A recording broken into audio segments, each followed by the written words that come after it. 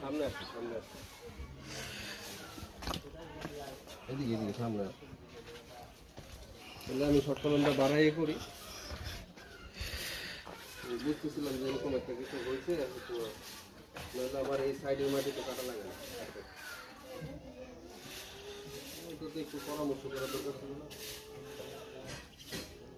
সেটা হয়ে গেল দিন, তাহলে তো সবই তো ঠিক আছে, তাহলে আবার এটা কেন ইয়া হবে না?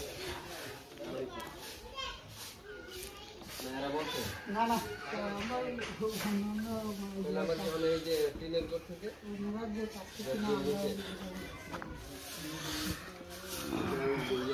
ভিট লেভেল কোনটা এইটা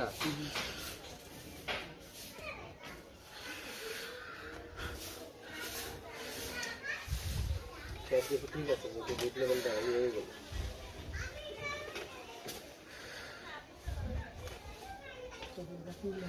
তিনটা নিচে দুইটা,